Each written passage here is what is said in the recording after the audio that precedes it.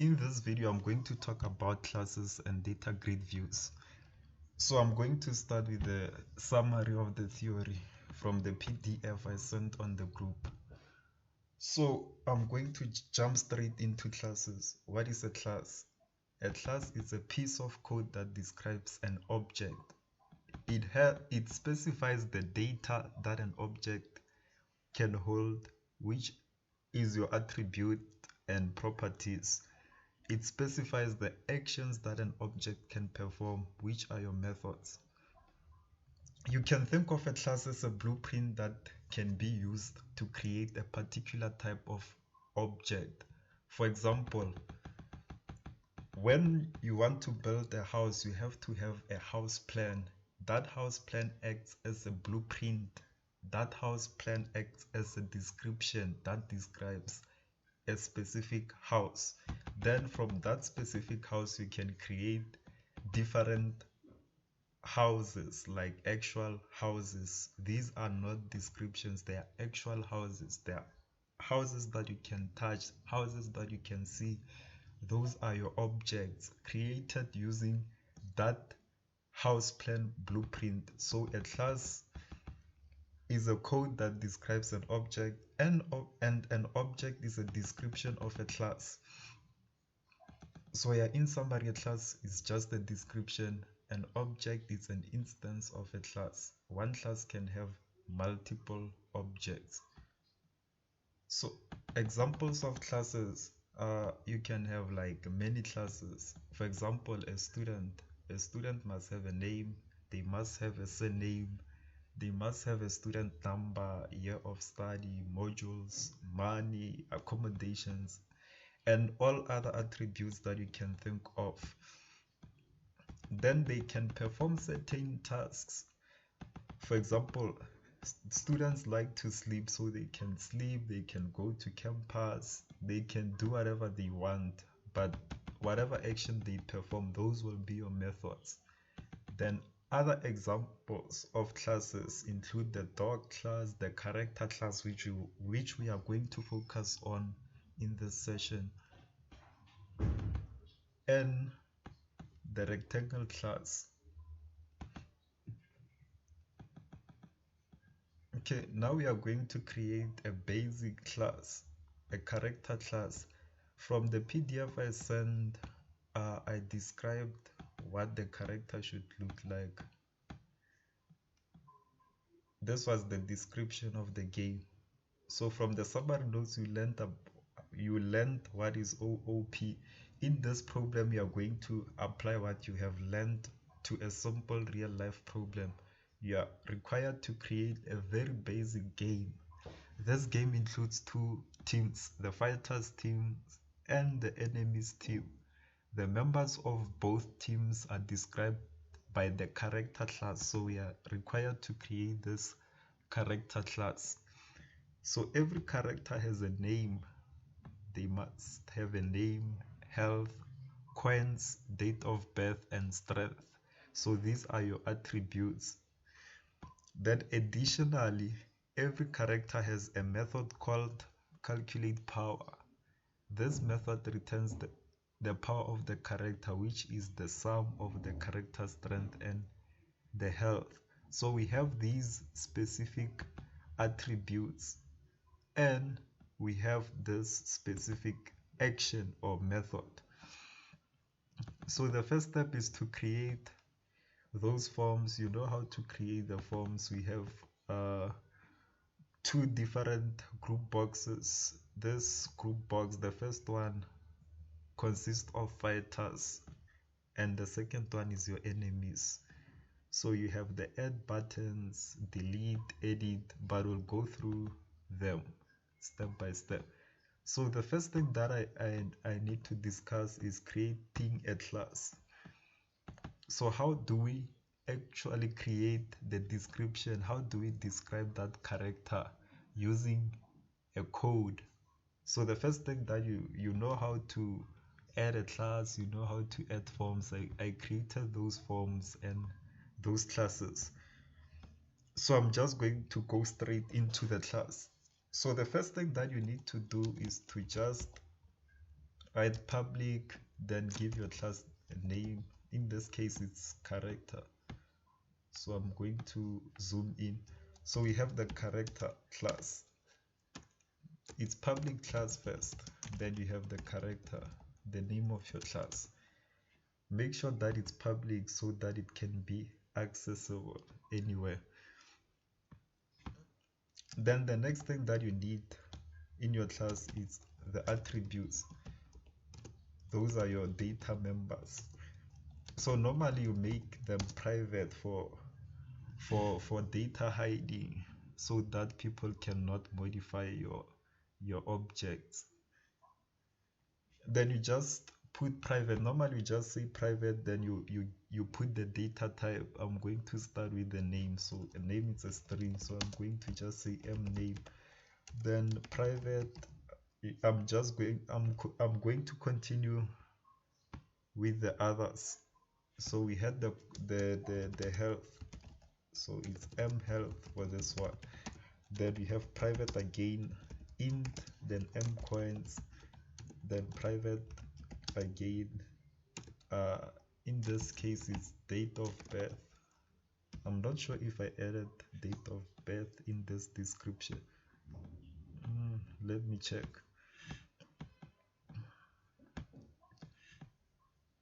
Oh yeah, it's the date of birth. That's what I'm going to add next. So it's a datetime object, so I'm just going to name it mdob, something like that. Then the last one is the strength, so it's a double, then mstrength, like this. Always your attributes are going to be something like this. They can be public, but normally we prefer private attributes for information hiding, for data hiding, so that people cannot modify objects which are not supposed to be modified. So these are your attributes, they are the data fields. Then the next thing, if you have private attributes, only if you have private attributes, you need properties. So what are these properties?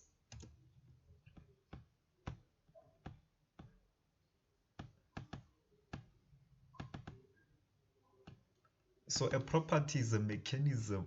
It's a member that provides a flexible mechanism to read or compute the value of a private variable. So it's just a way of accessing or changing private members since they are not accessible outside of that specific class that created them. So for every private attribute, I'm going to create a property. So the properties must always be public. Then you just say public, then you put the data type. In this case, we want to access and change mname, so the data type is a string, so I'm just going to put string, then just remove the m. You can give it any name. It's not necessary to give it the same name as this. Then to create a property, you need two types of methods, the set and get. The set is used for changing the private attribute, and the get is used for accessing or reading the private attribute.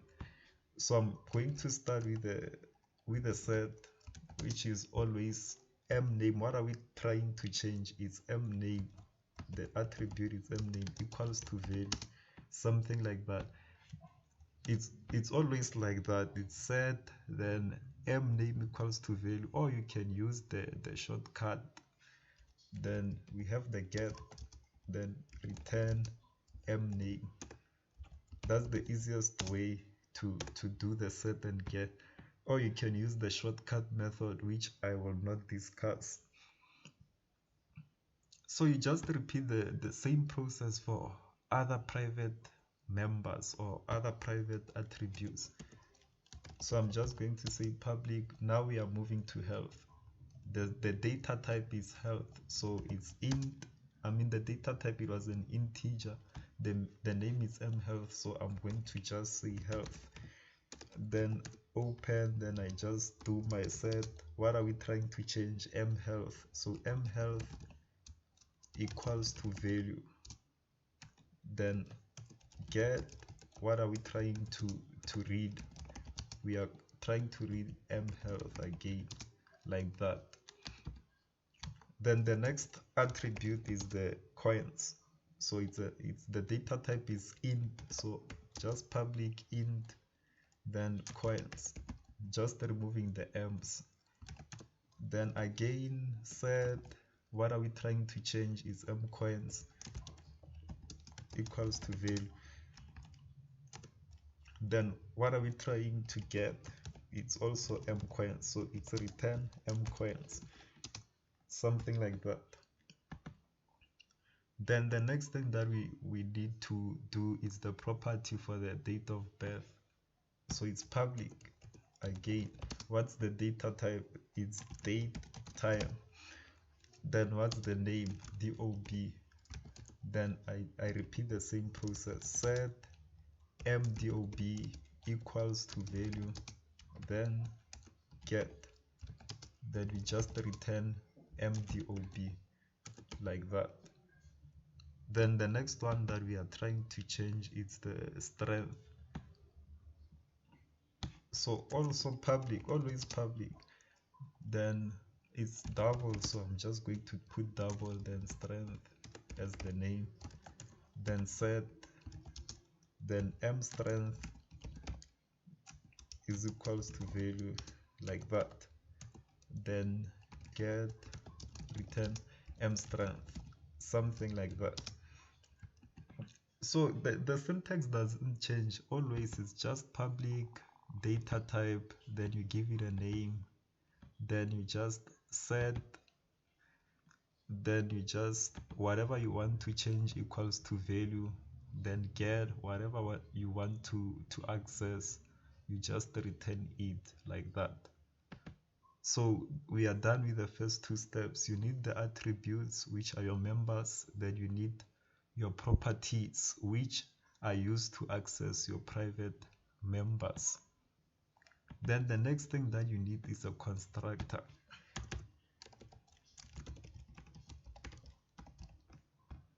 So what's a constructor?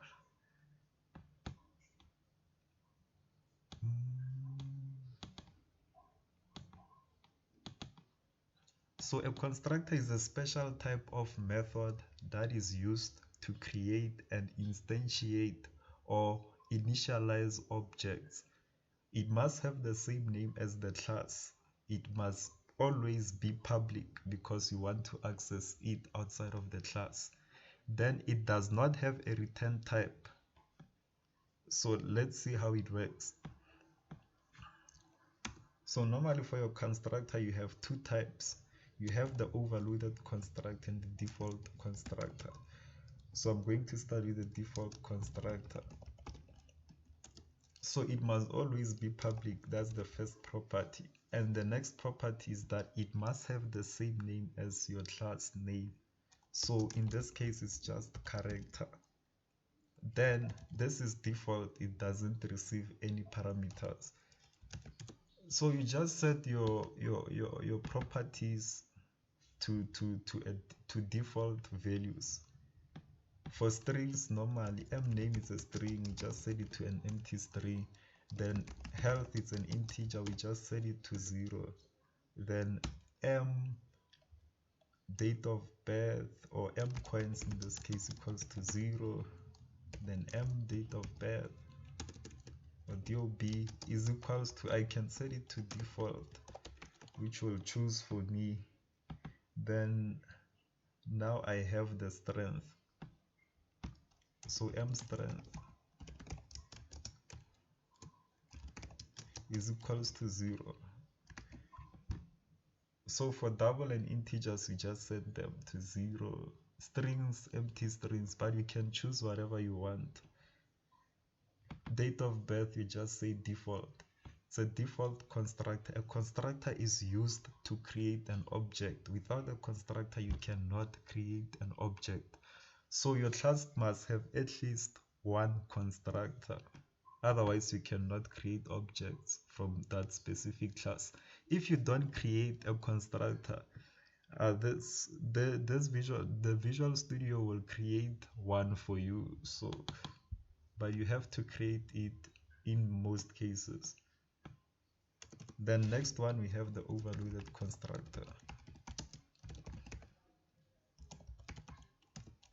So this one is the same. The syntax is public, then character.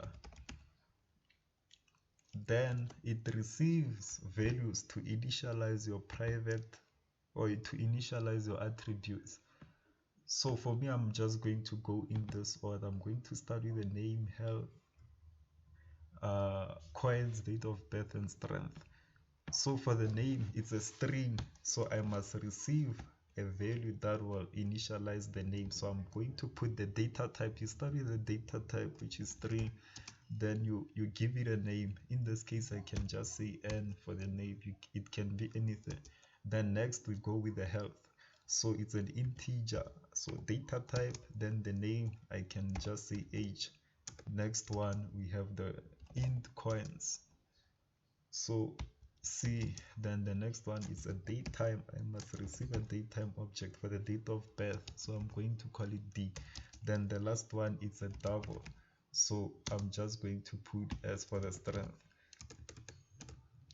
something like that.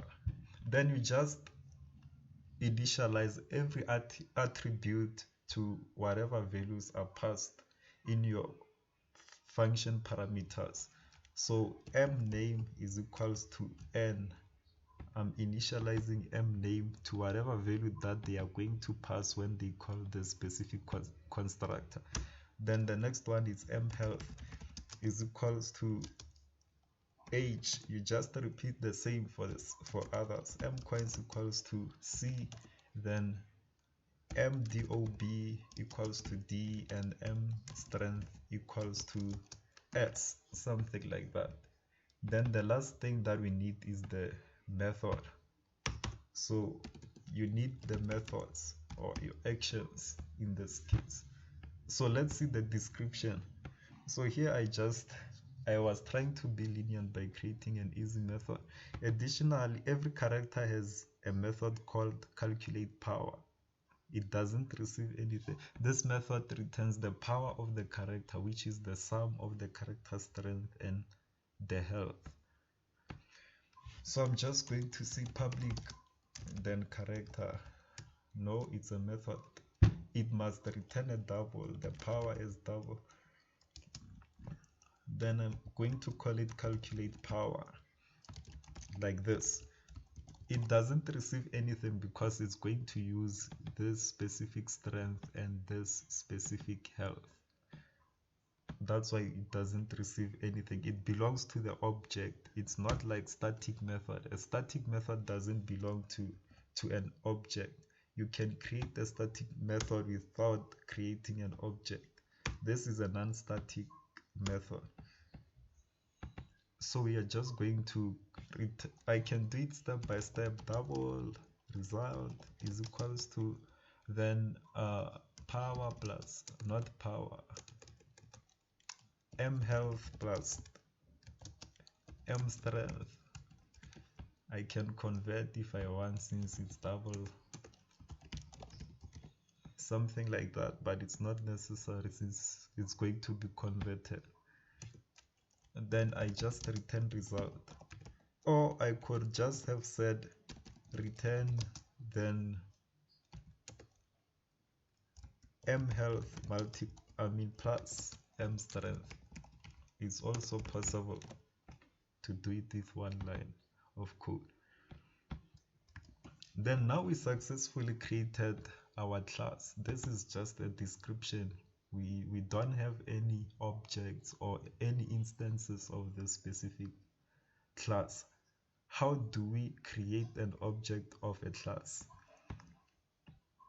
That's the next thing that I'm going to explain.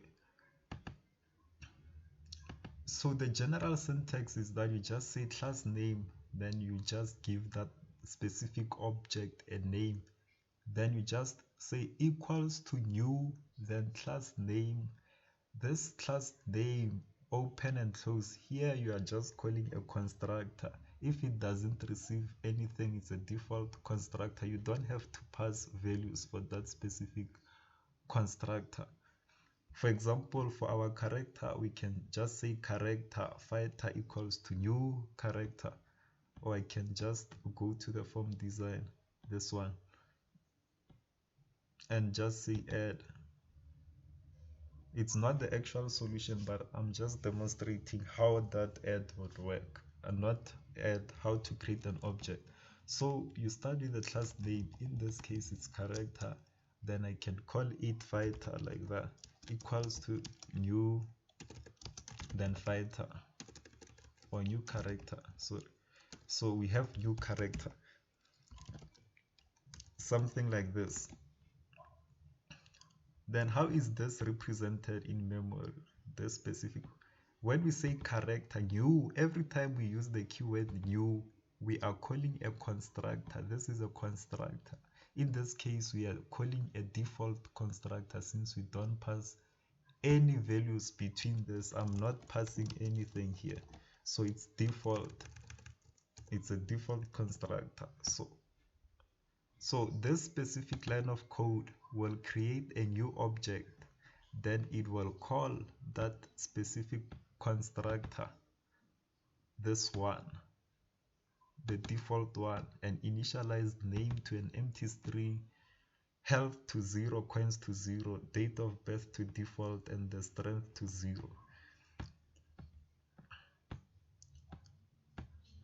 In memory, it's going to be represented like this. The default constructor is used to create and initialize the object. So we have this fighter object. It's pointing to this specific block or box. That fighter has a name, an actual name that is stored in this box name. Then that fighter has an actual health, date of birth, strength, and the coins which I didn't add. Then it initializes everything to the default values, empty string 0 0, then the default date of birth, like that. Then how can we access, how can we change?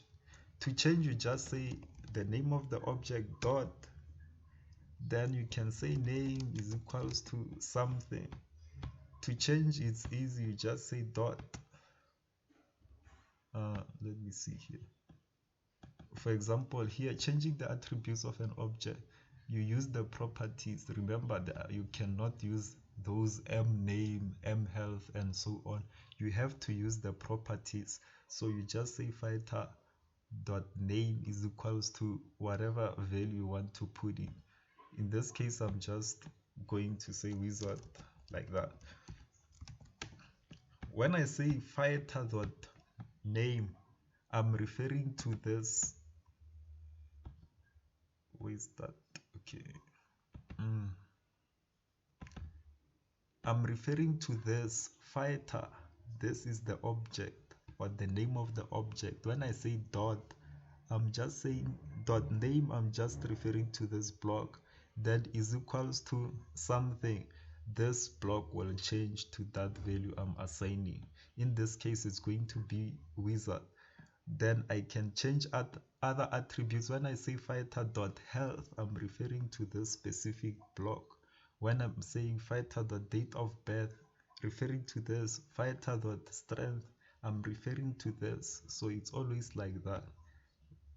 Then I can change others. Fighter dot health is equals to maybe, yeah, fighter dot maybe date of birth, DOB, is equals to, then I can just use the current date, something like this.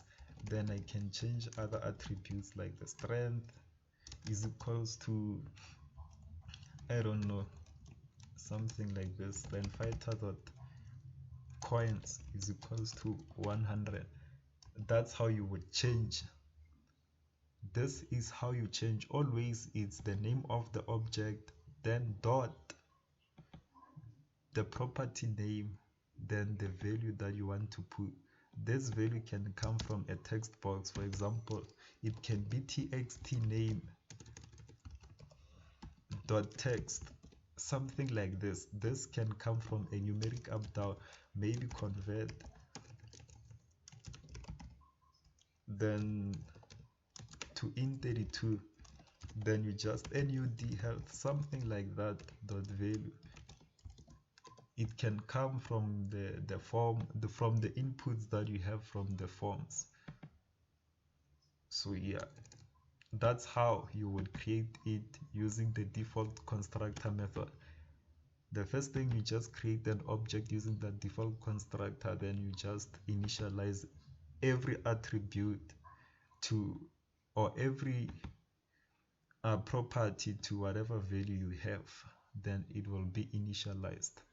Then how can we write the same code using the overloaded constructor? So we just, for the overloaded constructor, we just say character, then fighter, something like that, is equals to new. Then I'm going to say character, then I'm going to call the default constructor must receive, like the order does matter when you are calling it. It receives the name first, then it receives the health, it receives the coins, date of birth. So I have to follow this specific order. Now we are calling a method. So a constructor is a method. Now we are calling the method. To call the method, we don't put the data types, we just pass the values.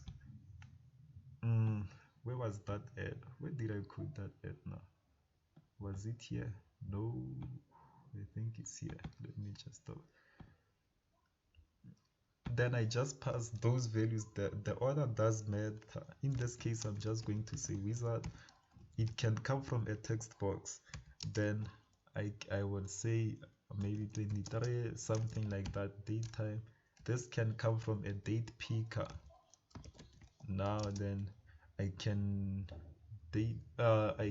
put the next one was coins actually before this, so I'm just going to say 100. Then now is the date time dot now.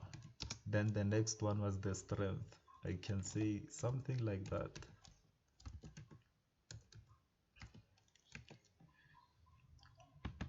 And then I can comment this out.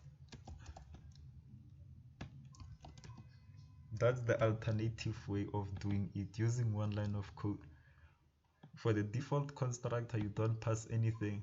The first thing, you just create the object. Second step, you just initialize every attribute to whatever value you have. It can come from like an array, it can come from anywhere. Then here you can use the overloaded constructor, which you pass those values according to the order which you defined your overloaded constructor. So that's how you can create or access an object.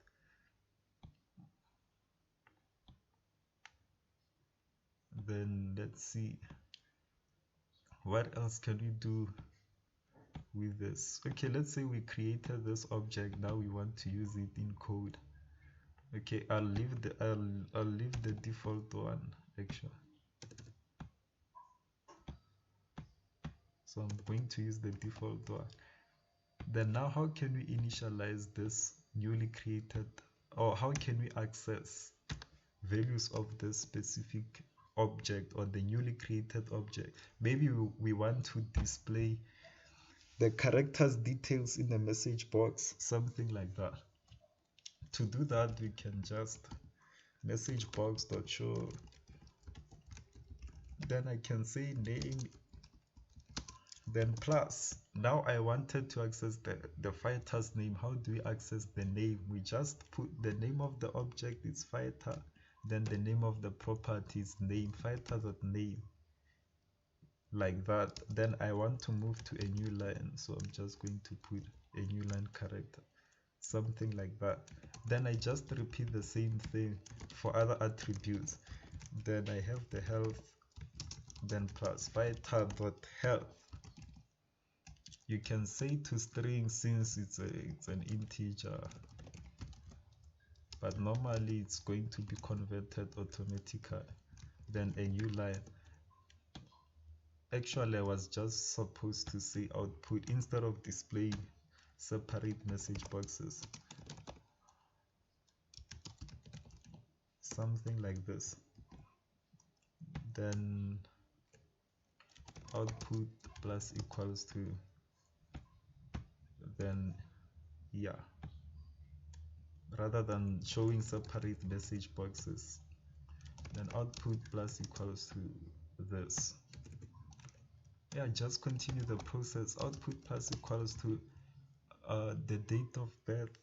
Well, I can say date of birth plus mdob, not mdob, fighter, the name of the object, dot dob, then dot to string. You can convert it to string, then a new line.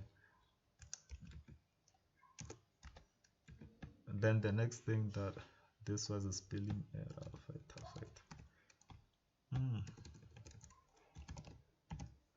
Yeah, something like that.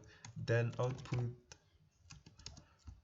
plus equals to, then the coins. Now the coins, I just put that plus fighter dot coins, something like that, to string since it's an integer, plus. Then the last one that I have is output plus equals to that strength,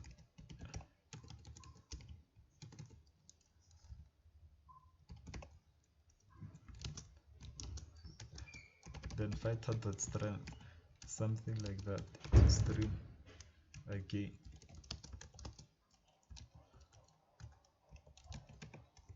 Then let's execute this and see how it's going to be executed.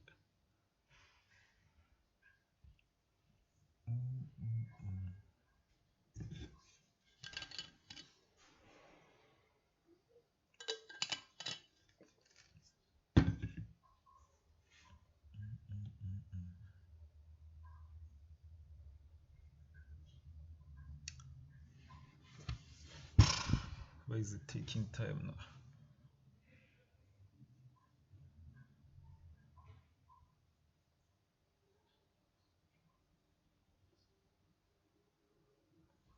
So when I click the add, I must get a message box of this newly created fighter. Yeah, no, not yet. I didn't show the output on the message box. But show them the output. Now I must get the expected output.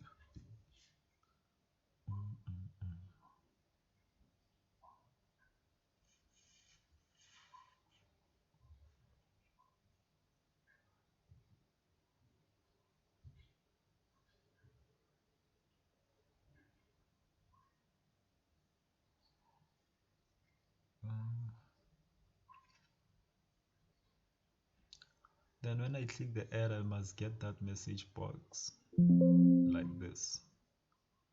So this means I forgot a new line somewhere, or I didn't do something correctly. So I'm just going to check my code. I have this new line.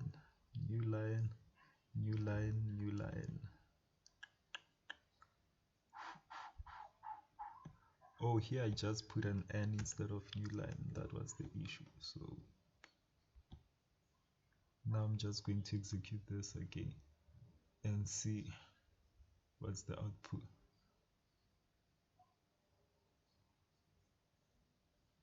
Then I click add.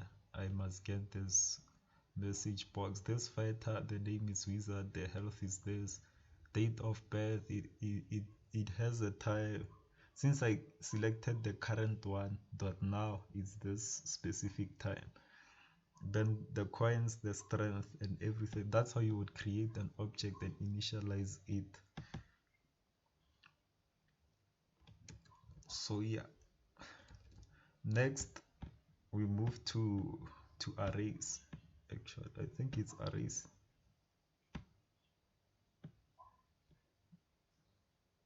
Then here on the notes I explained what will happen when you say new then character passing those values.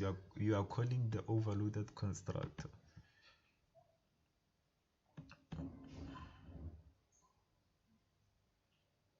Then here it was an example of creating the object using the forms inputs, like those txt name. You can go through that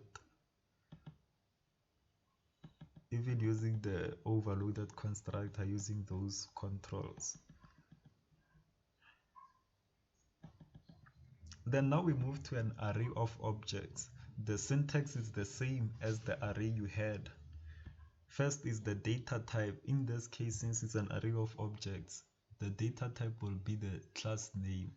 Then you just put those square brackets, then you give a name to your array. Then you just say equals to new, then class name, then you just give it a size. For example, let's say you have character, then array, then fighters equals to new character, then 2. This will create an array of size 2.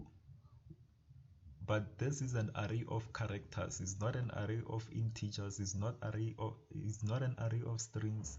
It's an array of character objects. So by default, when you just say new, when you create an array, every object or every object from every index of the array will point to null by default. So that's how this line of code, only this line of code, is represented in memory. Then how do we populate the array? Populating the array is easy. You just create the new object either using the overloaded constructor or the default constructor. In this case I used the overloaded constructor. Then we know when we create an object in memory, it's going to be represented like this. Then how can I add it to my array? In my array, I just say the name of the array, then you put the index, the way you did with integers, doubles and whatever. But now we are just assigning it to that C. So in memory, we are just going to have, you can ignore this at index 1 since we haven't discussed the code for it, but now we are focusing on index 0. So at index 0 we have the name of the array, then we have those text boxes, we have the name of the, we have that specific object that we added using that specific line. Fighters 0 equals to C. At 0, fighters 0, we have the name, fighters 0 health, we have 30, fighters 0 date of birth, then fighters 0 dot strength, it's 40. Then you can just, another way, you can just say fighters, then you specify the index, then you can use the new keyword directly, then you just use your constructor there. That's another way of inserting objects in an array.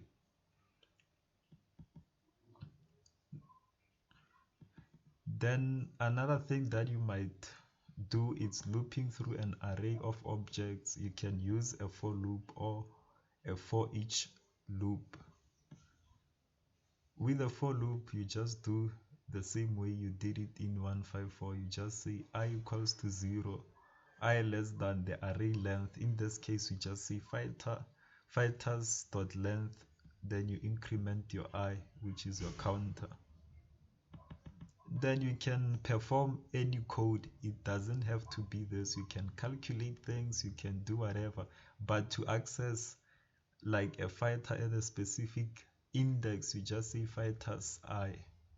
Then you just, to access the specific property, you just put the property name. It can be name, health, whatever, it can be anything. Then the next thing, you can option 2, you can use the for each loop. then you just say for each, then here you have your class name, then you just put the variable name, then you just say in, then you just put the name of your list. In this case my class name is character. Basically I'm just saying for every character C in fighters, perform this specific line of code. For every character C in fighters, or I could have said for every fighter in fighters, message box.show fighter.name. This means for every single fighter I'm going to display the name in the message box. That C will start from this first object, the first available object in the array. Then next iteration it will move to this specific object. Then the advantage of this for each loop is that you don't have to put in indexes.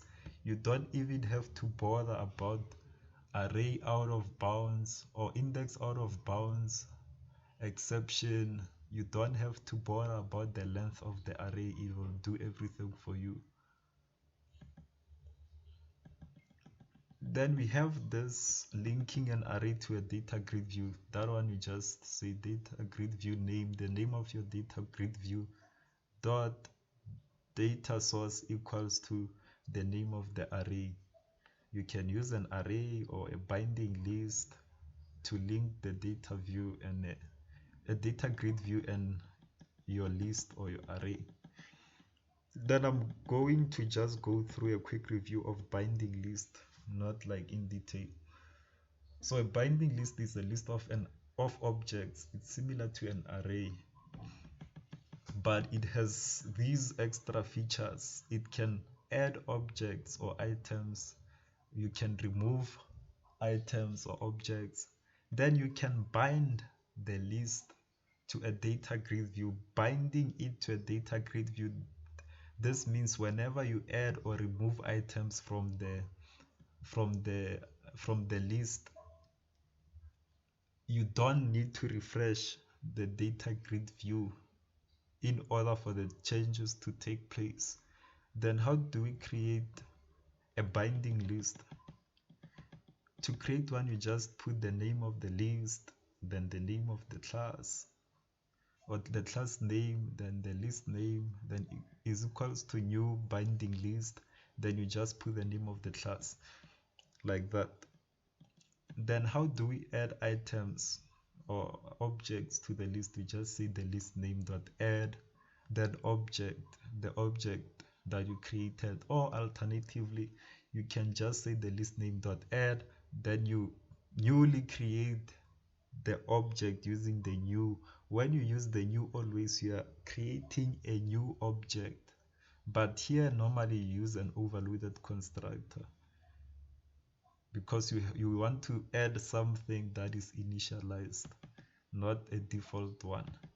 Then removing items from the list is also easy. You can just the name of your list dot remove add, then you just specify the index. Then linking a binding list to a data grid view is the same as the array. Data grid view name dot data source equals to list name. Yeah, this is an example. Then binding list character fighters equals to new binding list character. Then in memory you have this fighters pointing to an empty list. Then adding items to a list, then you just create and initialize an object. Character C is equals to new character. So here I'm just creating the object using an overloaded constructor. You can use the default one. Then step 2 is to just add the newly created object to the list. Fighters.add that newly created C object. Then in memory, after the add, we are going to have this fighters list pointing to this array or to this list of size 1, where we have like the only the first element at index 0. Then that first element is pointing to this newly created or newly added object. Then if we add another one, we are just going to have the previous one. Then the other one will be the size of the array will grow, or of the list will grow by this by 1. Then it will just add whatever object you added.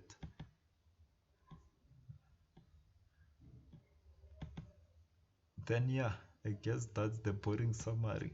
Now we can go to the actual code. Now we want to write the actual code. So the first thing that you need when you are dealing with these lists, you have to have like a public list. For example, for this fighters, you just have to create a public bind or a binding list that will store or that will keep track of the fighters that you are going to add to your data grid view or to your list. So for that, you just go to the form design, or the form that contains the data grid view that will store those fighters. So I'm just going to create a binding list here. The syntax is the same. Then the class name is character. Then the name, I can call it fighters since I'm just creating a list of fighters. You can name it anything. Equals to new binding list.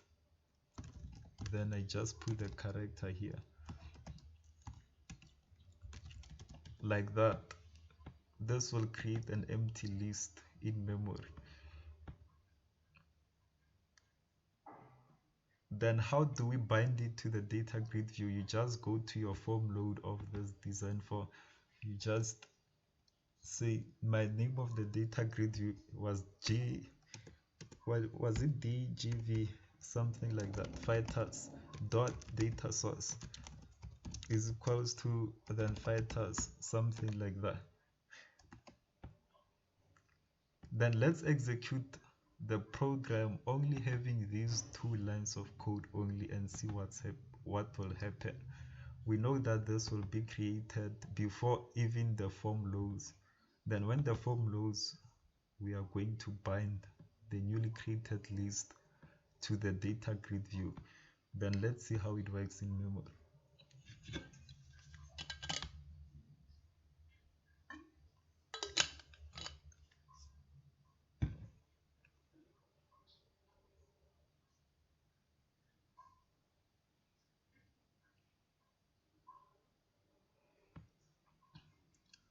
Notice that in my data grid view from the form design, it was empty. It didn't have anything. Automatically, when you bind your data grid view to your list, it will create like these specific columns. Notice that these columns are your properties. Name is your property, health is property, date of birth and strength.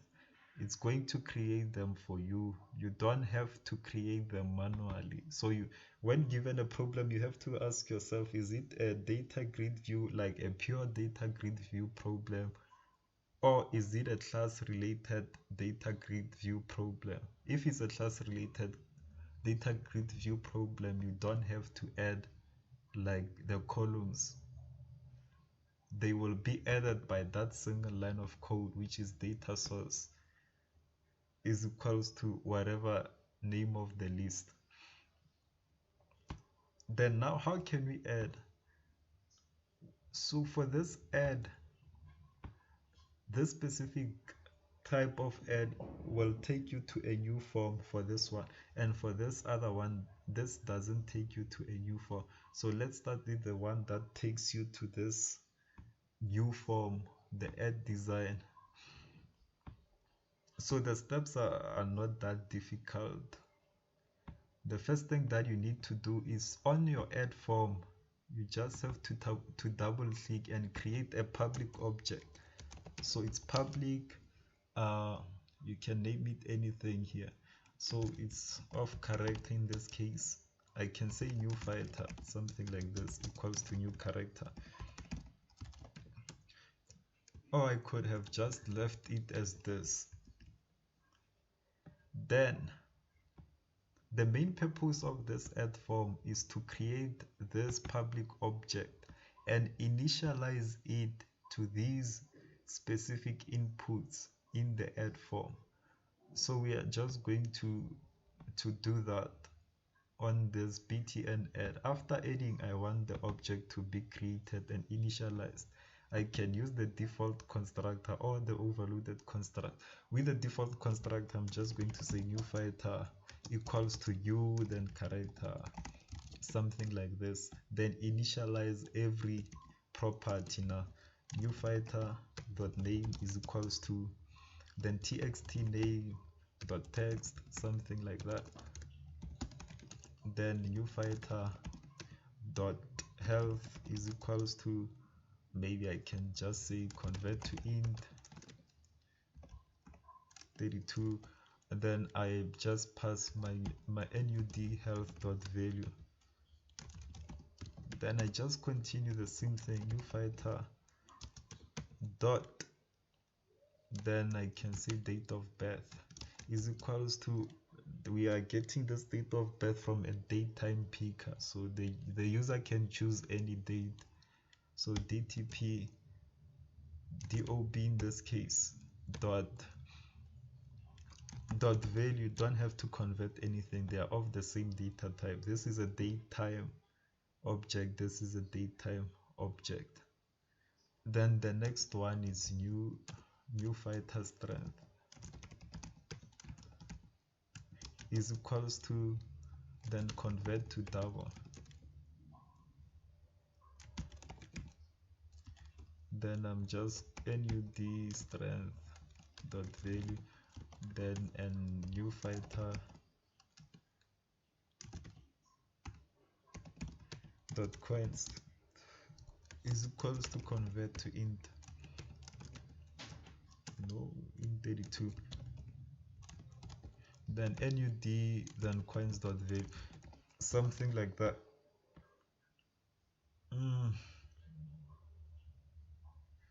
Okay, new fighter,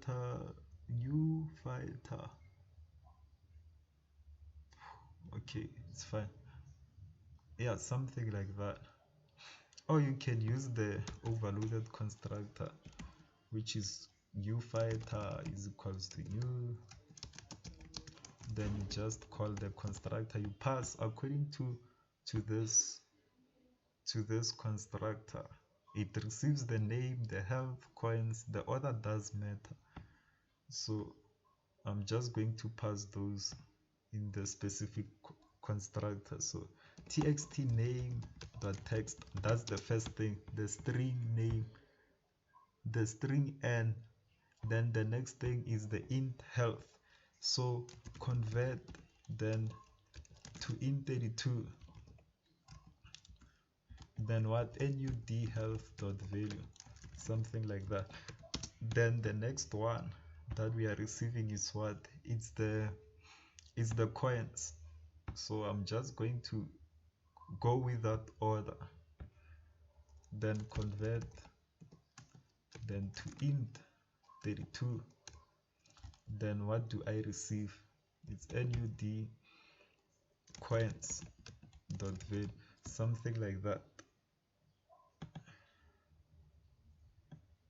Then next is the date time, so I'm just going to say dtp dob dot value, then the last one is strength, so it's convert to double, then yeah, nud strength dot value, something like that.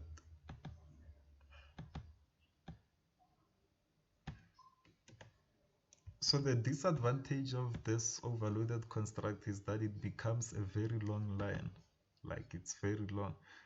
Okay, let's check what is wrong with our thing. Oh, I didn't spell this properly.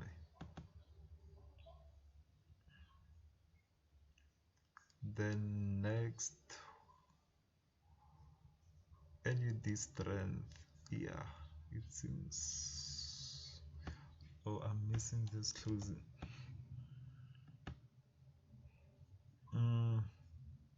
So that's the disadvantage of this one. You have to, it's a long line of code, even though it's one line of code, but it's very long. So I'm just going to keep the default one. Then after creating the object, you have to close the form. Like you just say this dot close, something like this. When we execute this, it won't do anything actually for now.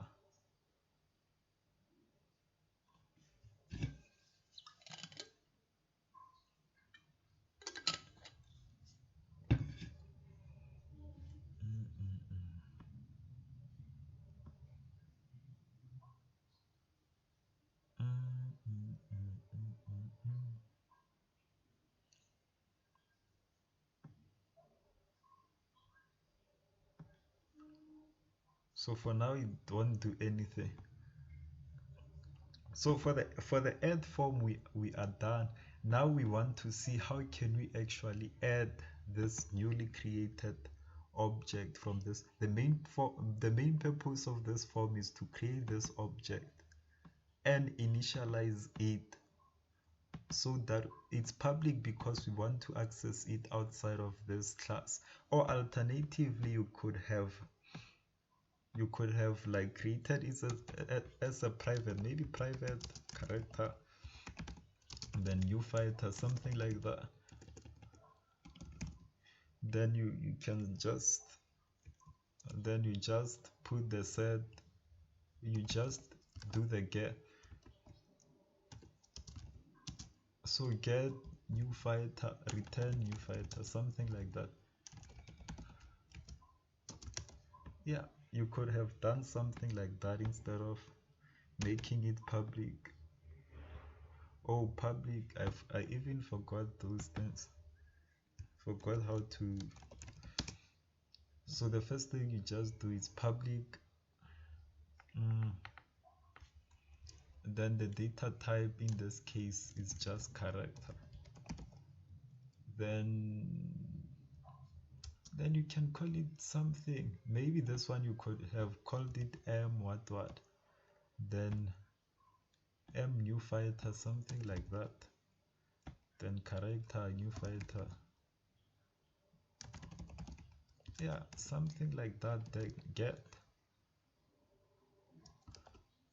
Then return new fighter or M new fighter. The way you did those private attribute, that's the alternative way of doing it with a private variable.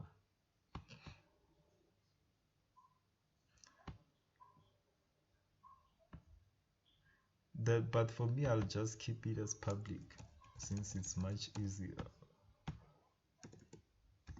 Then I'm going to save.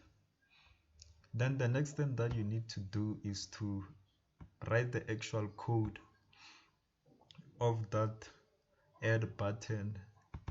So the first step that you need to do is to create an instance or an object of the add form. So in this case, my name of the add form was frm add. Then I'm just creating an object. You can give it any name. Maybe I can call it add form is equals to new frm add, like that. We created a new form, but it won't show. How can we display that specific form? You just say add form dot show dialog.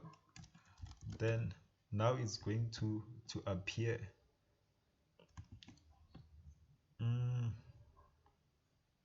Add form. Yeah, add form dot show dialog, something like this. Then the first step is to create this instance. So step one, you just create an instance or an object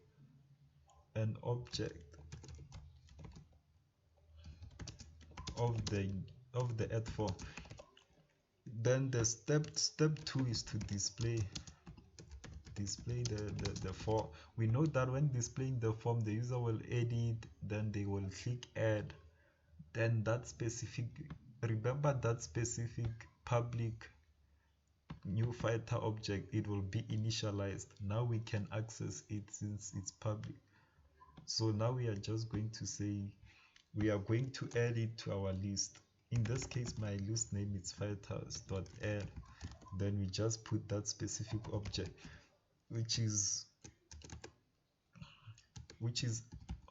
add form. We get it from the add form object dot, since it's public we can access it. Then we can, it was new fighter in this case, something like that.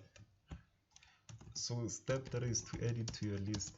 Add it to the list, add the new fighter from the add form to your list. Because it was public, that's why we can access it now, because of that public there. So the main form of the add form is to create the object. Create the object, initialize it. That's the main purpose of that add form. Then in this code, we just create an object of that add form. We display the form. Then we just add the newly created object to our list. Then after adding, the data grid view must be updated automatically since it's a binding list. So let's see how it works.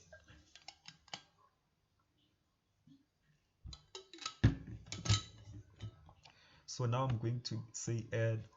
Then for the name, I'm just going to type random things, health, whatever. Then coins, I made a mistake, but it's supposed to be int, but it's not an issue, something like that. Then when I click add, even the date, I can choose like any date. I can go in the future or the past, it doesn't matter. I can choose whatever. Then I just say add. When I click add, this newly created object is supposed to be added to my data grid view. That's how the add button works when you have a different form. Now let's see the case where you don't have, like where you have the inputs on the same form as your add. You don't have to create a new form. So that case, it's easy, it's straightforward compared to this one where you have to transfer data from that add form to your main form. So we are going to code that one, this add. First we will need a list for the enemies in this case. So I'm just going to call it binding list, then character, then I'm just going to say enemies is equals to new, then binding list, then I'm just going to say character again. Then yeah, then I bind it to the relevant data grid view. Then enemies dot data source is equals to enemies, something like that. Then now I can go to the add button, this one. Or before that, let me demonstrate that code again. Data source, so it was form design.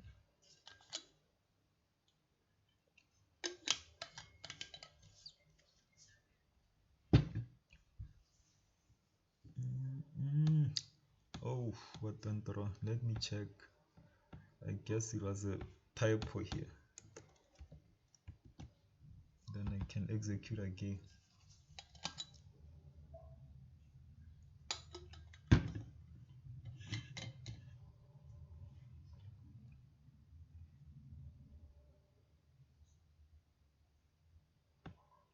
So now even the same thing will happen with this data grid view enemies dot data source equals to enemies. We are going to create columns with the properties of that specific character, name, health, and what. So now we can add So to add, you just go to your form, which is this. Then I want to add here on this button, so just going to double click to add. You can do it in 3 ways. There are 3 ways to do it. The first one is the one with the default constructor. So step 1, create an object and using the default constructor. So character new fighter, something like this, equals to new character. Then step 2, you just initialize the object. Initialize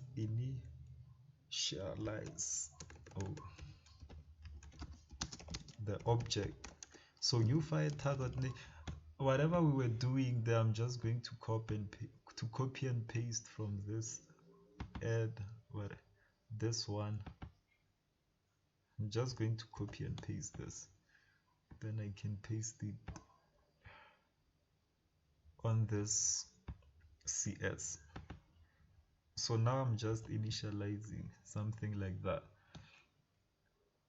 Then step 3, you just add it to your list. Add the new object to the list. Then in this case, it's actually here it was supposed to be enemy. The name doesn't matter, but it must make sense. So here we are adding an enemy, so it's going to be enemy in this case, not enemies.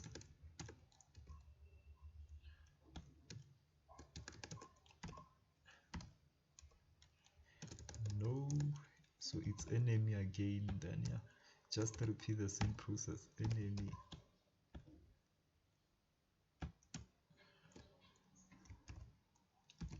again, yeah, something like that. Then enemy.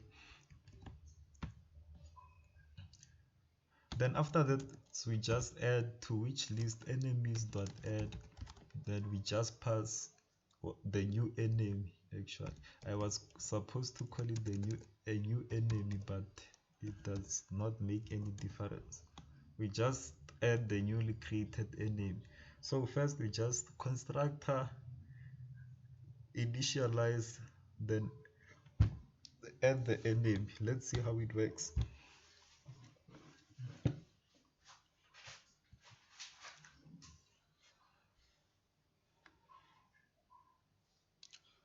Then I'm just going to say input whatever, a yeah, something.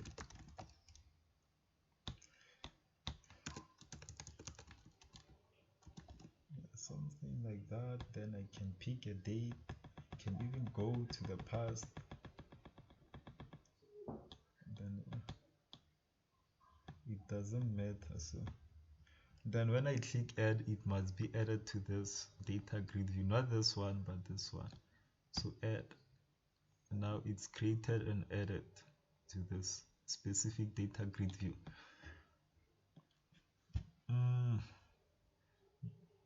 The reason why these values they changed to 100 is that I forgot to update those maximum minimum.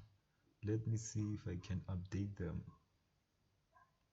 from those numeric up downs. So I'm just going to the properties, then the maximum value I can choose whatever.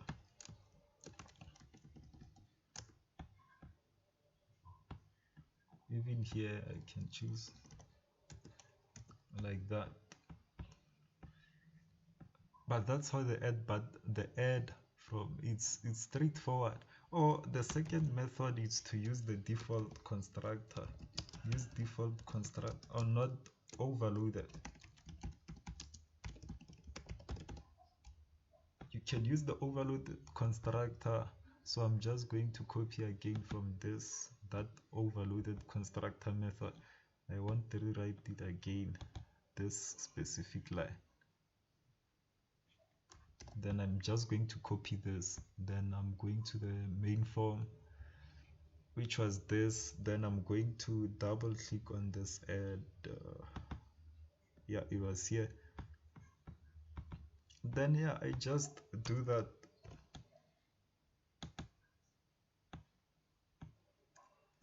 In this case, I can say enemy or new enemy, something like that.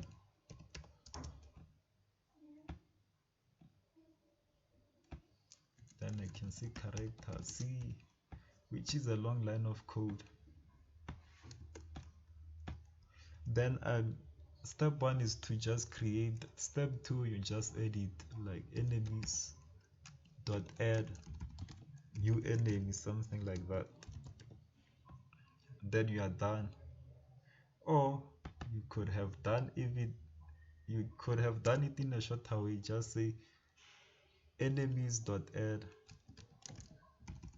Then you just call your overloaded construct like this. So you just say enemies dot add new. Is you are calling your overloaded constructor. We know that this constructor will create the object and it will add that newly created object to your list. Then here it was just a matter of removing semicolons and all those kind of things, then putting it here. Yeah, something like this, which is long line of code, but it's not bad. But most people prefer the default one, since it's not that it simplifies the code. So step 1, you create the object. Step 2, initialize. Step 3, you just add. Then the next one we want to code is the delete button. For delete, it works the same way. You can't go to a new form for delete, it doesn't make sense. So I'm just going to double click here. Delete is straightforward. The first step, you just get the selected row index. How do we get that? You can say int index is equals to your name of your data grid view. In this case, it was for which, this one I didn't even, it was for the fighters, dgv fighters, dgv, yeah, fighters dot current cell. You just say current cell dot row index. Current cell refers to the selected cell. Then next, you just remove the object at that specific index. So I can say remove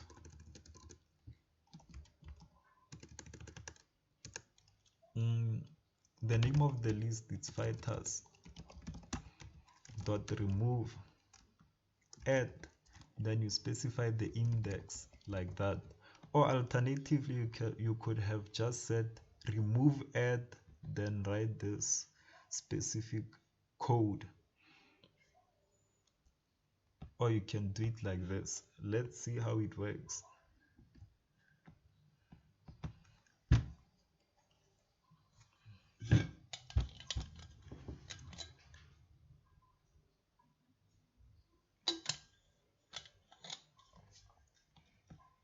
So I coded for this one, so I'm just going to add, which is a lot of work since it goes to a new form.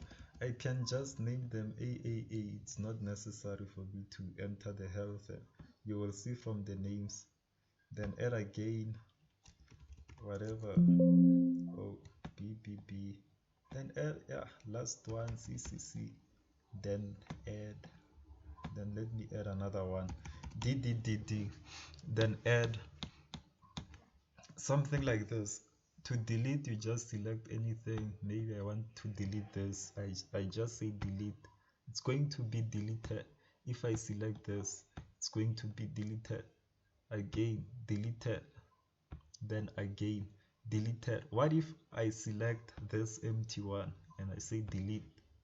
My code is going to crash because I'm removing from an empty row. So how do we fix that? That's why we use the try catch, which is straightforward. Those are some of the free marks you can get. Maybe they give you this code. They say rewrite the following code so that your program cannot crash when the user select like an empty cell. You just cut this, or you just copy, then you just say try. The syntax is always the same: catch, then you just write exception, then you give it a name, ex, like that, then message box, then dot show ex dot message, something like that. Then you just put the code that might cause issues in this specific block. This is the code that might cause issues. That's where you put it. It's always like this. This is the try catch is used to prevent your code from crashing. In this try block, you put the code that might cause issues. Then you just catch. If you know the specific like name of that exception, you can be specific. Index out of what range exception, file not found exception, but normally I just prefer the general exception.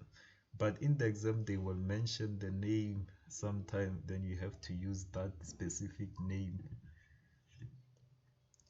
So you just use that block. Now let's see if it's really working.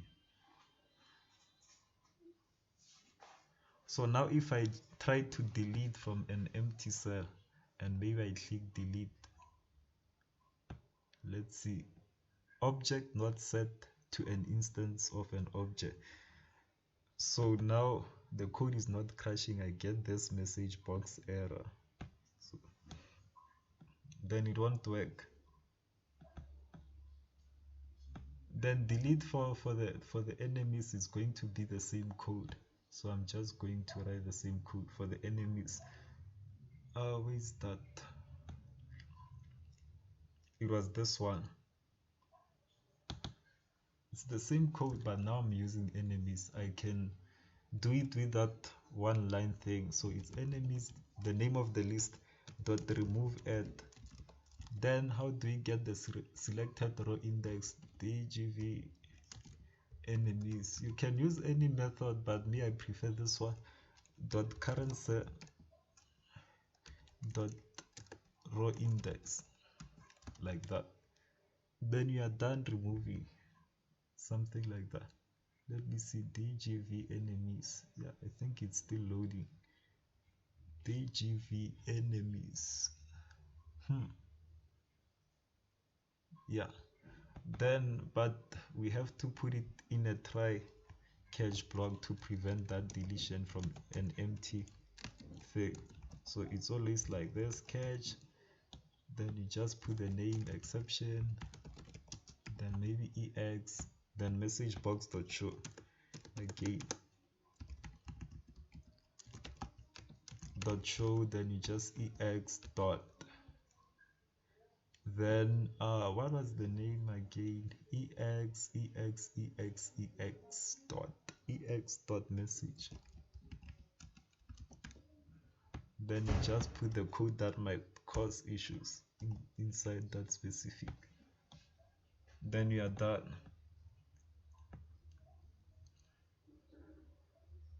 Then to see how this works in memory, you can go to that thing, to the specific PDF, and check how it works there.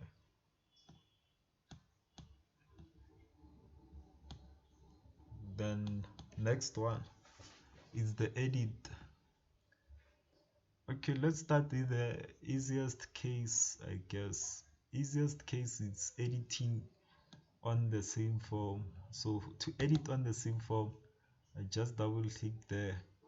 Then the first thing that I need to do is to get the index of the selected row or the selected cell, the row index. So I'm just going to say int selected index, or index, is equals to then dgv enemies dot current cell dot row index, something like that. Then next, what I'm going to do is to first I have to verify that this is not the last row. Like if it's the last row, it's an empty row, so I cannot proceed.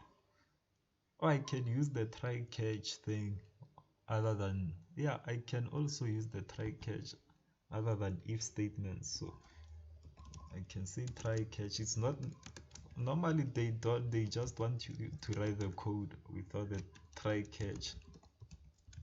Then yeah, then int selected index is equals to this for in case the code crashes. Then next step, we just edit. We just say in this case is for enemies, so I'm just saying enemies add that selected index dot name. I'm just updating now, txt name dot text, whatever they inputted now. Then enemies at that specific index dot dot health, or I can just copy and paste that other code from, it was which one, from the ad, I guess.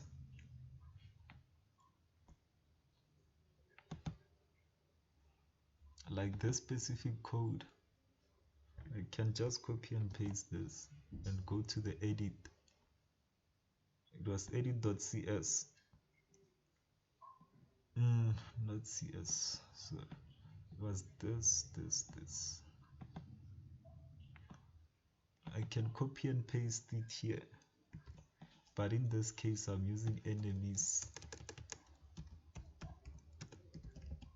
directly.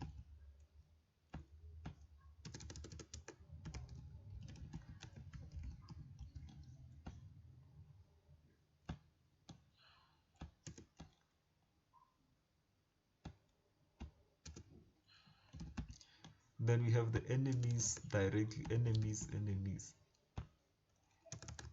enemies, then index. At least it's an array, so that's why you can use like that index thing.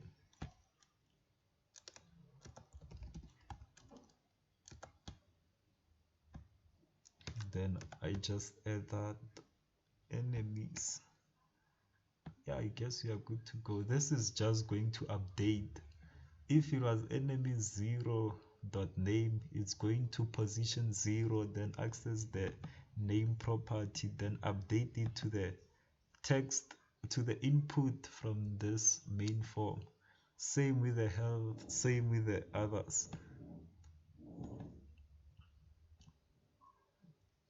Then that's how you would update, as easy as that. Then in catch, you just display a message.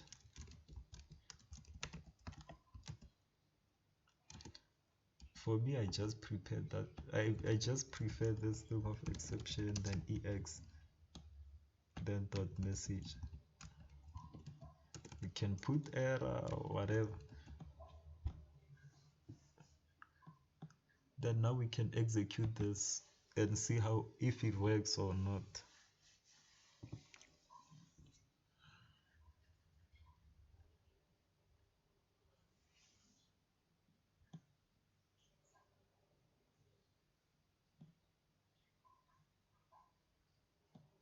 Then I'm just going to add first before, or let's see if the try block works.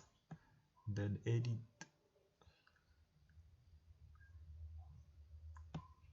Yeah, it works because it did catch the exception.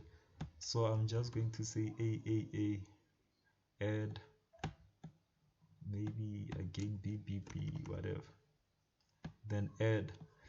Then now how can we edit? We just select whatever, then now we update. So to edit here, you just update here. Normally you would clear automatically. After adding, you'd clear your controls normal. Then I'm just going to say maybe this random text, then yeah. So at 0, these values must change to whatever I'm inputting here. So let's see if these will change. So when I click edit,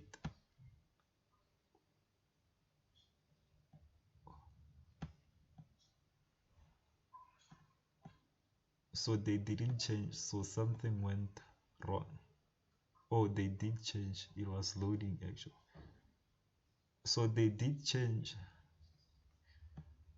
So editing from the same form, it's not that difficult. You just get the selected index, then you just say your list at that index, you just update the properties at that specific index to the inputs of your main form or your current form.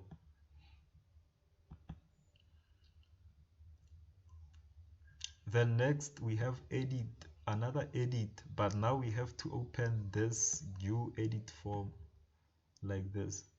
The main purpose of this edit form is to have an object that will be edited using the controls of from these forms. So I'm going to create a public again character object. In this case it's fighters, so I'm just going to say new fighter, or fighter to edit, of edit fighter, whatever, something like this. That's the first step. Then second step is to go to your main form, then you just go to the edit, this edit, then you can say frm, you create an instance. So step one, you just create an instance of the edit form.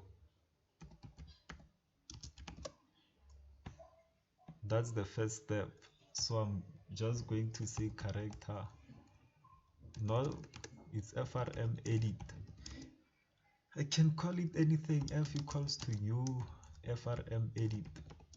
Then I'm just going to open and close.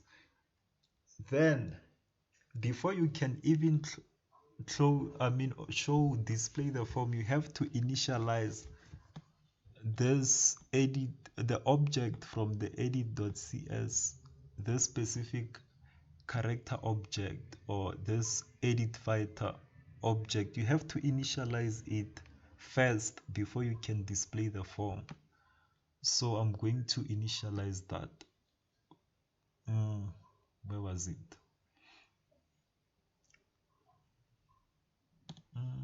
Not here, it was here. What?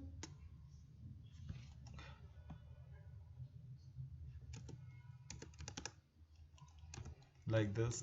First I'm going to say frm edit. How can we access, f dot edit fighter, that's how we access the object using the newly created object, is equals to, but first we have to get the selected index. So get selected index, then I can say int index is equals to current cell, or dgv, then fighters in this case, dot current cell dot row index, something like that. Then is equals to new, not new, but is equals to fighters from your list.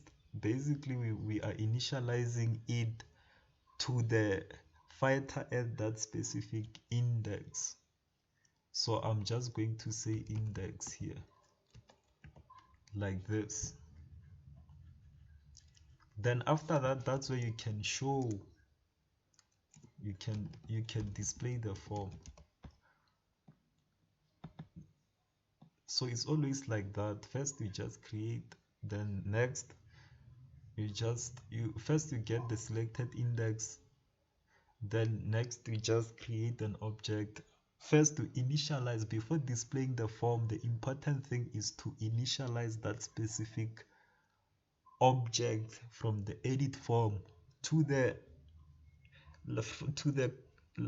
object that is at the selected index from your list. Next we can display the form or the edit form, f edit frm, no, it's f dot show dialog. In this case, you always use the object you created, the show dialog, something like this. But we are not done for this one. For this button we are done, but for the edit side we are not done. So we are going to say frm edit, then design.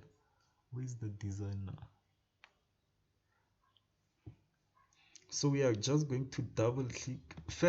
The first thing that you need to do is to load. We know that when this form is going to be showed, this edit filter will be initialized with the selected object. So we are just going to initialize our text controls. So now we are just doing the opposite. Txt name.text is equals to what do we have? We have edit filter. We know that this will be initialized before we display the form. So now we can use those things. .name, then txt, or not txt, nud health dot value is equals to,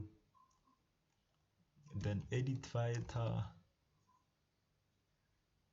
Okay,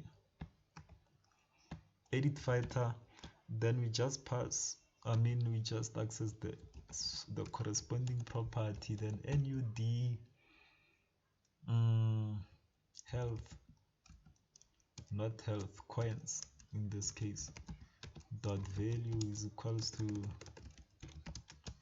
then edit filter dot coins, something like that, then nud strength dot value is equals to edit filter dot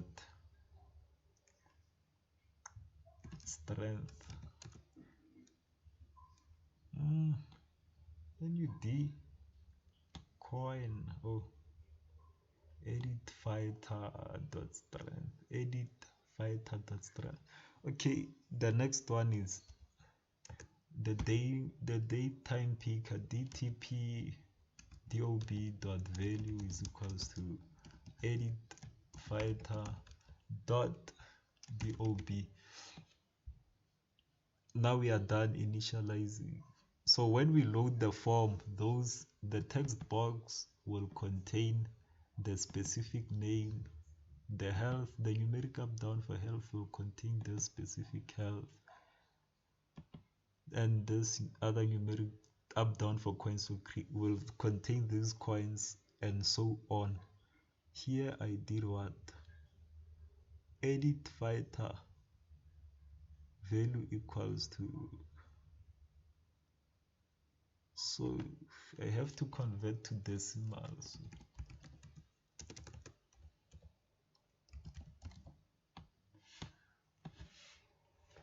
Yeah, something like that. That's what you will always have on the frm load of the edit form. Then the next part is to actually write that edit thing. This edit does the opposite of this actually. It's just copy and paste, but it's the opposite. Now you just update the object to the edited ones. Name is equals to txt name, then edit fighter dot health equals to int, then nud health, nud health dot value. Yeah, then you just repeat the same process with the others. Dot coins is equals to int, then nud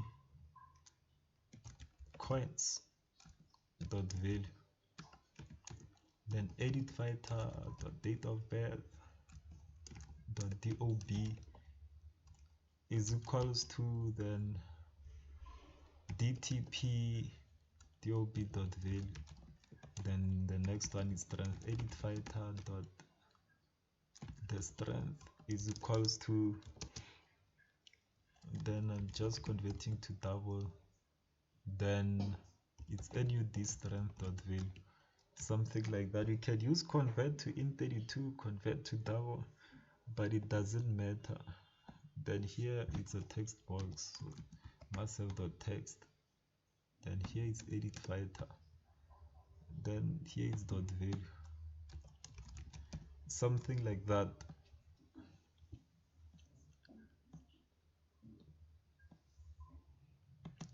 Then you are done. For this form, the only thing that's necessary is to initialize your inputs with your properties from the object. Then from the edit button you just reverse. Then now we finished this edit fighter. Let's see what's wrong with this edit. Oh, it was a typo, edit fighter. Then after this, we know that this specific object will be edited. Now we just update the list. That's the thing, that's the remaining thing. Our list is fighters at that specific index is equals to f dot edit fighter, like that. Then you are done. That's how you would do the edit. The first thing, get the index. Second thing is to create the new form object. The most important thing is that you cannot display the form without initializing that object. It must be initialized to the selected object. Then third step is to show. Then the last step is to update your list. Let's see if it's working.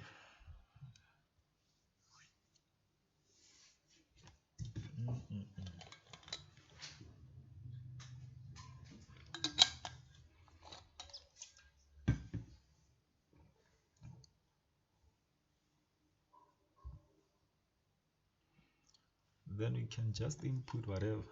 Oh, no. Now I'm not doing. Yeah, I messed up, but it's fine. Then I'm just editing. Yeah, it was for fighters, so then can I delete this? No. Oh yeah, I can. Then now it doesn't matter, add another one, bbb, whatever. Then let's see the edit. Now I selected the first one, let's say edit. You see this form, it is initialized using these specific inputs. Now I can just change whatever. Then ccc anything, then select this one, yeah. Then edit, it must edit those values. Oh, we forgot to close. We forgot to close.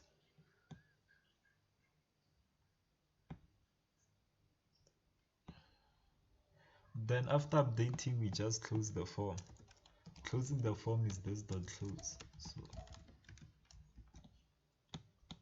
now we can just test it again.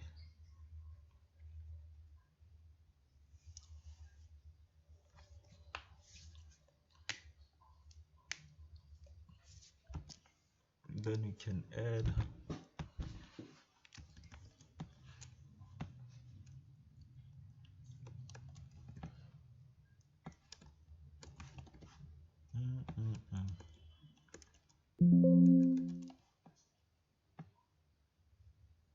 Then let's try to just edit. You see, now it's initialized with these ones. Then I can say BBB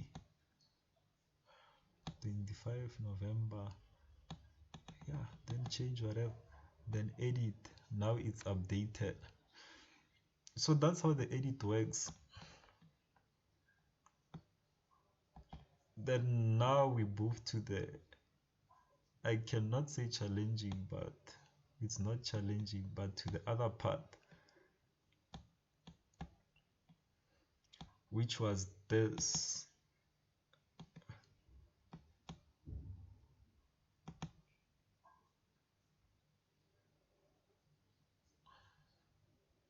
It was this 10.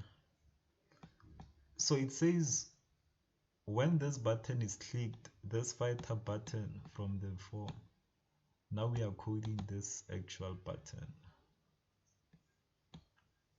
What do we want to do? A fighter from the fighters list will fight with an enemy from the enemies list. If the enemy's power is greater than the fighter's power, then we allocate a point to the enemies. Otherwise, we allocate a point in this case. So this was a typo again. Let me just fix it.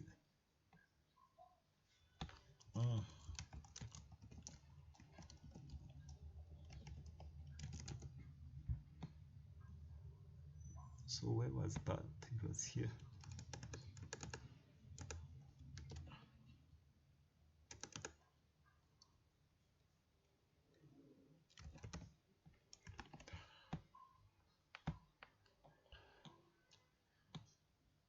So if the enemy's power is greater than the fighter's power, then we allocate a point to the enemies. Otherwise, we allocate a point to the fighters. Then I gave you guys the pseudocode. Normally, you don't have to have the pseudocode. I must just give you like the statement without the pseudocode. So first when we start, the enemy's points 0, fighters points is 0 since they didn't fight yet. Then if the number of enemies is not equal to the number of fighters, we just display a message saying not possible. So we can start with that part, the easy part. How do we get the number of fighters? Fighters.count. In this case, we just use .count since it's a list. If it's not equals to enemies.count,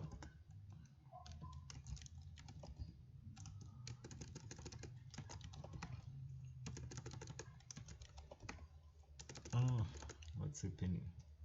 Enemies.count, then we just display a message box. Maybe not possible, it can be anything, something like that.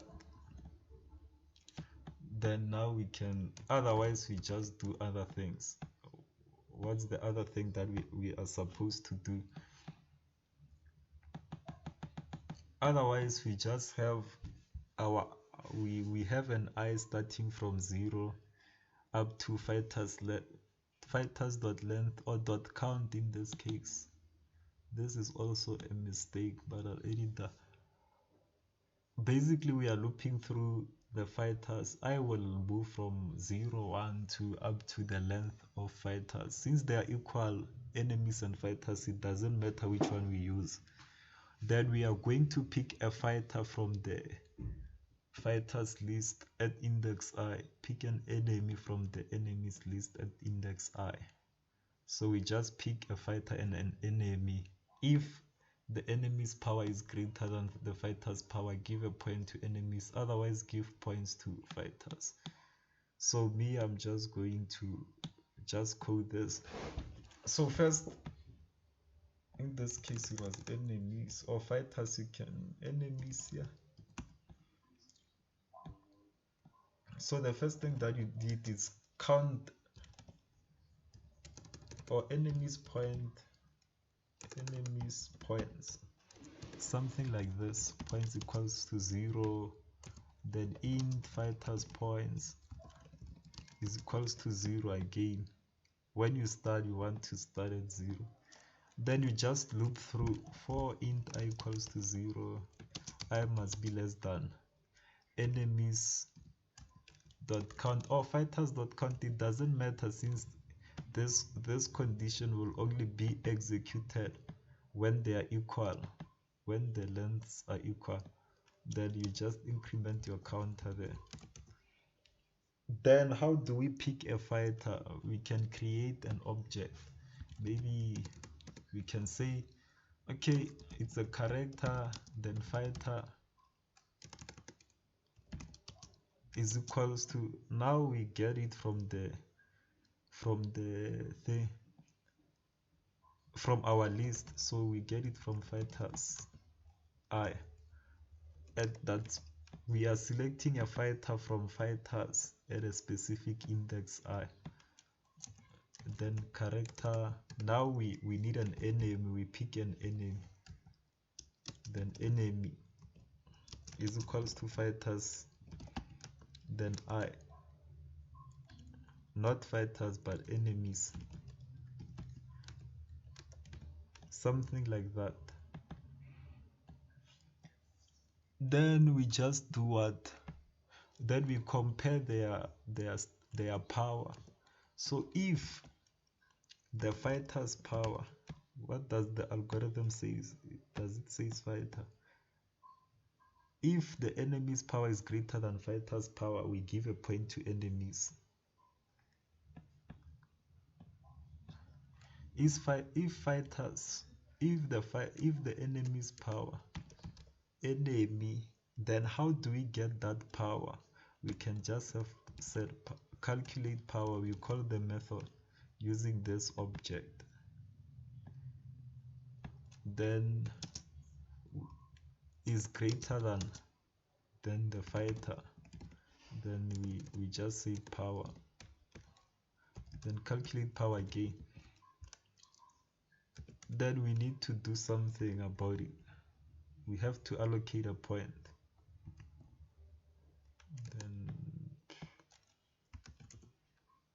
Then we allocate a point to the enemy. So enemy's point, or enemy's points, this one. Then we just increment, otherwise we just increment the fighter's point. Yeah, the fighter's points, like that. So this is just, it's not that hard. You just copy and paste basically from the pseudocode. You are just translating this to a code. This is just pseudocode. It can be converted to C++, Python, or any other language. So it's just the pseudocode. It's a general language. Then we are done with this part. Then now we display the winners.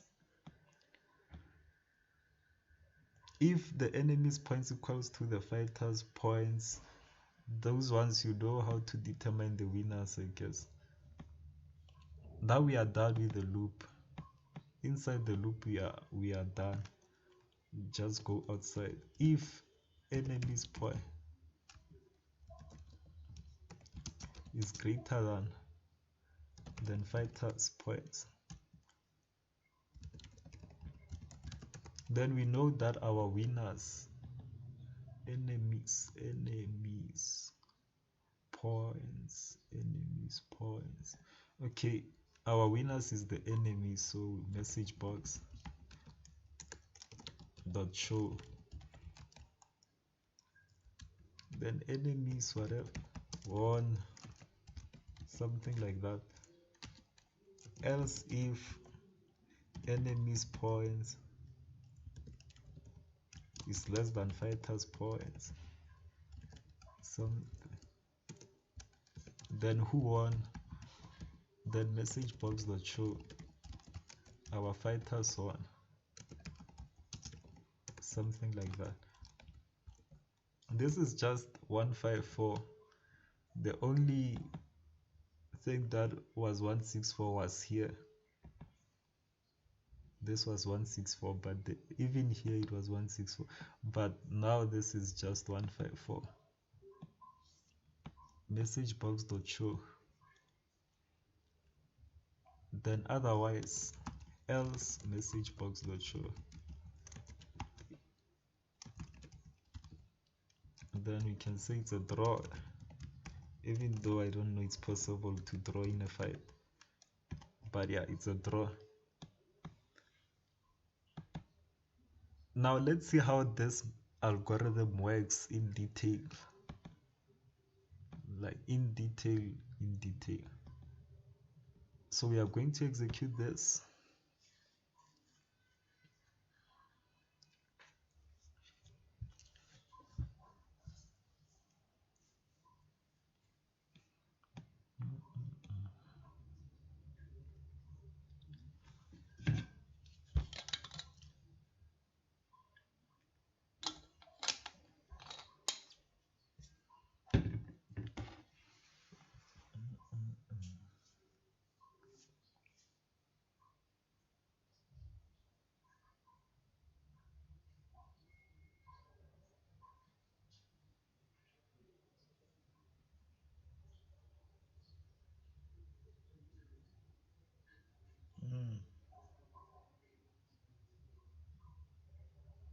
Why is it taking time now? Okay, so now I'm going to add a few enemies, maybe A, then health. We are interested in health and strength, so I'm just going to put 20 and 2. Then we add another one, maybe 10 and 2. Oh, B and maybe 3, whatever.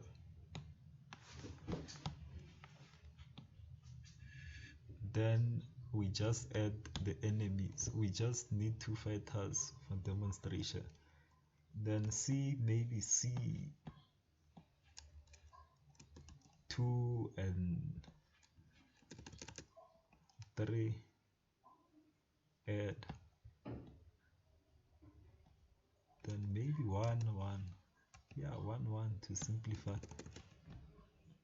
Then I call it D, something like this, then add. So now let's try to execute the fight algorithm without the code, actually. I mean, without like actually executing it. Let me just zoom.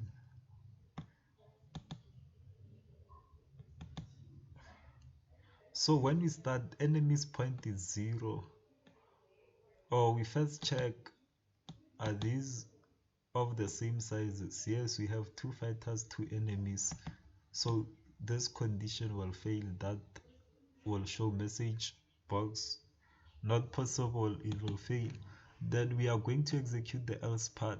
When we start, enemy's point is 0, then fighters point is 0, then I starts from 0 to what? Enemies dot count, it's 2, since we only have 2 items. So when we start, I start at 0. Is 0 less than 2? Yes, 0 is less than 2. Then we pick a fighter. The first fighter will be fighters at 0. Where is fighters at 0? Fighters at 0, it's A. The name is A, health is 20, coins 0, date of birth, then the strength. That's the fighter we are going to pick. Then next, we pick an enemy from enemies at 0. Where is the enemy? This is our enemy, C20 what. Then we say if enemy calculate power. What is the enemy's calculate power? That method, we said it adds the calculate power from this. It only adds, it returns the sum of health and strength. So when we call the enemy, it will use enemy calculate power. It will say 2 plus 3, which is 5, is less than what? this case. It's less than fighters calculate power. Let's see. Oh, it's greater than 2 plus 1, it was 3. Then fighters at that specific index, we have 20 plus 2. So the condition is false. 3 is not greater than 20. Is it 22? Yeah, it's not greater than 22. So this is false. We are going to increment a point to the fighters. So the fighters won at this specific time. Then we increment our I. Our I will be 1. Then we check the condition. Is 1 less than enemies.count, which is 2? Yes, this condition is true. We are going to repeat fighter equals to fighters at 1. Now where is fighters at 1? Fighters at 1 is this B, which has 2 and 2, 2 and 3. So 2 plus 3 is 5. So an enemy at 0 we have, at 1 we have D1. So this is 2. So enemy calculate power, we just add those two, which is 1 plus 1, health plus strength, which is 2. Then for the fighter is 2 plus 3, which is 5. Is that 3 or 2 less greater than 5? No, this is false. So we increment points to the fighters. So it was 1, now it will be 2. So at the end, then I is equals to, we increment our I is equals to 2. Is 2 less than enemies.count, which is 2? No, this is false. So we stop executing the whole loop. Then we go to the if statement. If enemies point, in this case they are at 0, they never won at any given time, is greater than 0, is not greater than 2. These ones, they have 2 points. So this won't be executed. The enemies didn't win. Else, if enemies point 0 is less than 2, so it must show this. We are going to disregard this else part. Then let's see if it's correct. Then I can say fight. Then the fighters won, so it's correct. Then now we move to part 2 of this question, the same algorithm. The code must function the same way, but it increase the winner's coins by a random number between 1 and 6 and decrease the loser's coins by a random number between 1 and 8. Make sure the points of the loser are not less than 0. So let's see how it works. Now we know that if enemy calculate power is greater than fighter, this specific enemy won. So in this block we are going to increase this specific enemy's coins. So we are going to say enemy dot coins. We are going to increase by what? By a random number. So me, I can just do it in one line, new random, then dot next, or you can do it step by step. Then I said 1 to 6, like that. Then we are going to decrease, new random, then we are going to decrease the loser. Else no, I'm coding in the wrong. Okay, if this one won, so this one won, this means if this one won, this means the corresponding fighter lost. So we are going to decrease. So fighter dot coins, we decrease it with a random number again. So it's random dot next, then it's 1 to 8. Then I said make sure that this is not less than 0. So we have to check if fighter.coins is, if it's less than 0, then we just say fighters.coin. equals to 0, we just keep it at 0 after decrementing if it's less than 0. So that's how it's going to look like. Then you just copy the same thing here. But if this is not the case, this means the fighter won in this case. So we are going to increment fighter, then decrement the enemy. Then fighters.coins, then coins.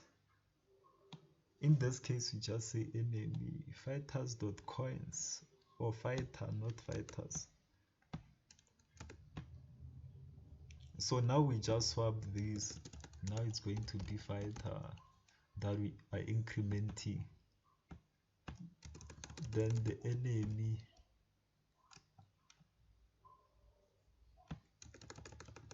then enemy.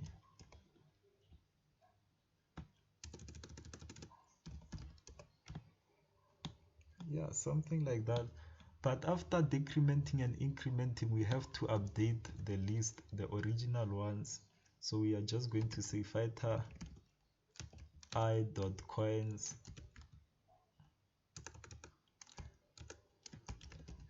or fighters, not fighter, is equals to then fighter.coins, something like this. Then same thing with enemy.coins, whatever.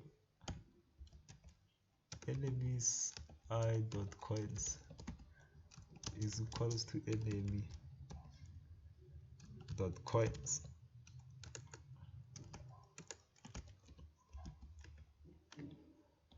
Yeah, something like this. Then I just copy this and paste it again here for updating.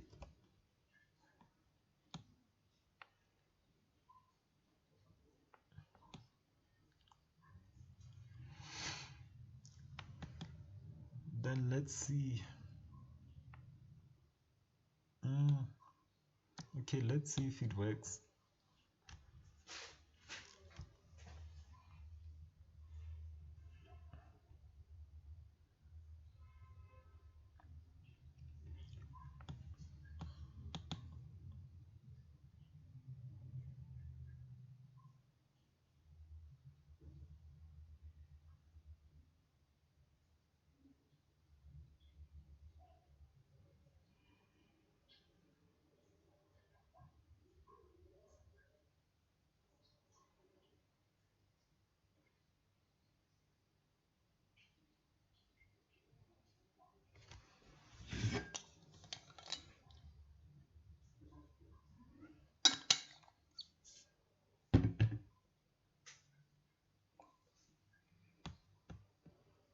So I'm just going to input whatever.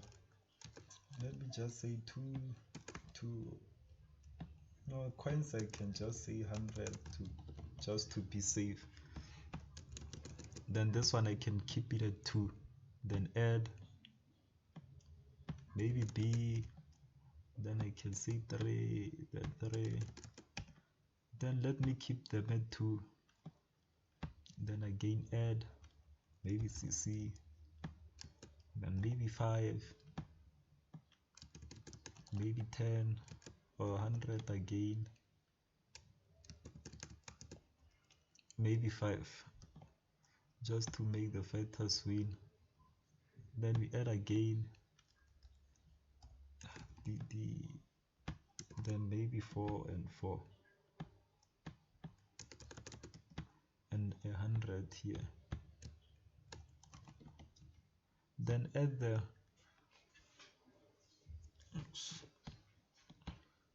so we do the same thing. Executing the algorithm will be pretty much the same. We are going to start here, pick a fighter here, pick here. Then we just compare strength of this. The power of this is 10. This is 4. So this one must win. So this 5 must change. It must be incremented, and this 2 must be decremented. I mean, this 100 must be incremented. This this one must be incremented, this one decremented. Then we pick again, we pick this and this, they fight. 8, 6, so this one must win, this one must lose.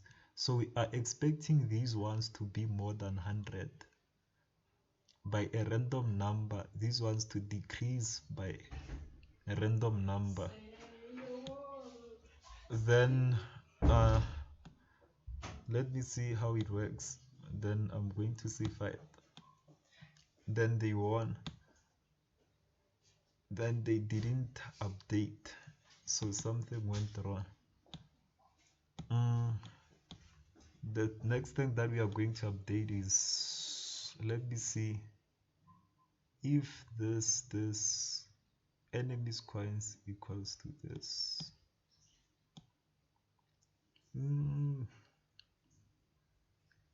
Okay, coins.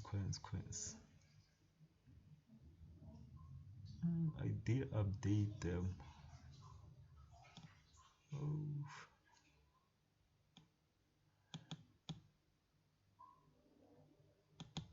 Okay, I'm not sure what went wrong, but I think I'll end the session here for now.